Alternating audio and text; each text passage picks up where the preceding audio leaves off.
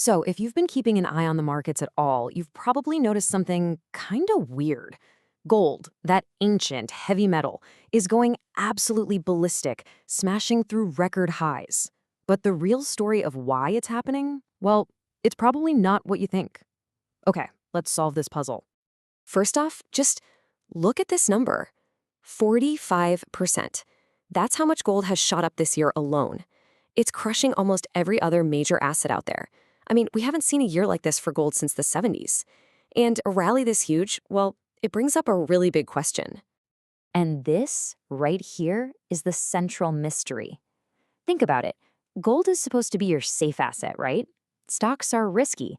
Usually, when one goes up, the other kind of chills out. The market is either risk on or risk off. But right now, it's like the market is risk on and risk off at the exact same time. And that tells you that all the usual explanations, they might not cut it this time. All right, so let's start by rounding up the usual suspects. The standard reasons everyone's throwing around for why gold is taking off. And I bet you've heard some of these. You've got the AI stock market is a giant bubble theory, so people are hedging with gold. Then there's the classic inflation. People get scared, they buy gold. And you can't forget worries about the US dollar or just, the general chaos out there in the world. They all make sense on the surface, don't they? But there's a catch.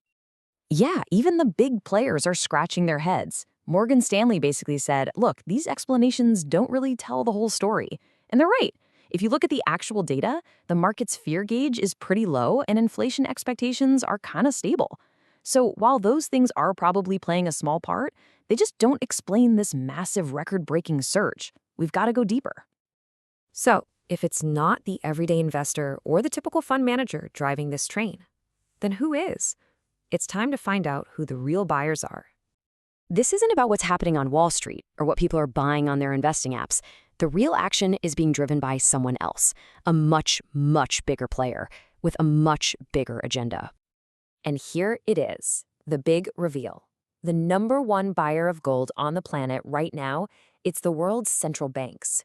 Just look at this chart. That spike is insane. We're talking a record 1,089 tons of gold in 2022. That is the most they've bought in a single year since 1950. This isn't just a blip on the radar, folks. This is a huge coordinated move. Let's just take India as one example. Gold now makes up 15% of their foreign reserves. That's the highest it's been in almost 30 years.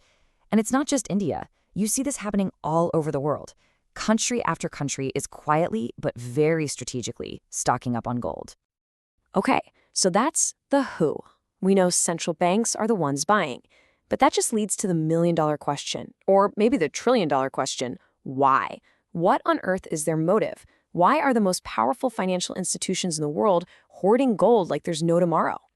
Well, their motive has a name, and it's a concept you're going to be hearing a lot more about.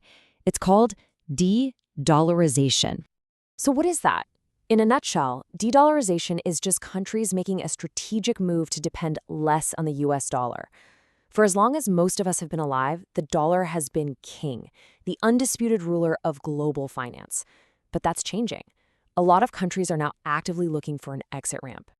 And here's why. Check out this mismatch. The US economy is about a quarter of the world's total economy. But the dollar?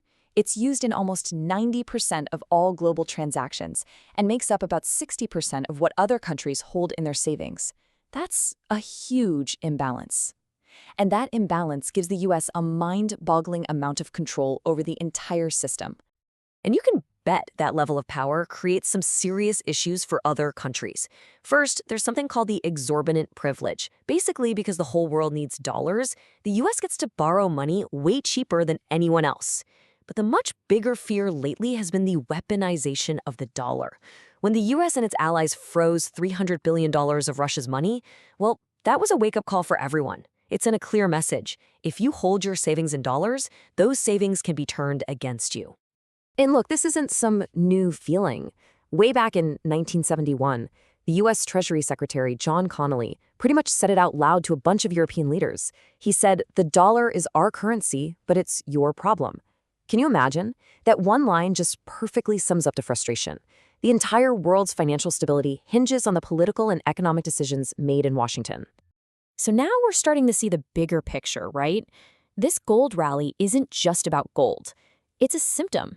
It's a sign that countries are starting to question the entire foundation of the global financial system, a system that's been running the show for almost 80 years.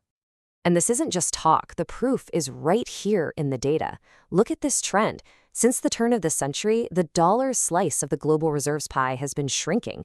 It's gone from over 70% down to less than 60%.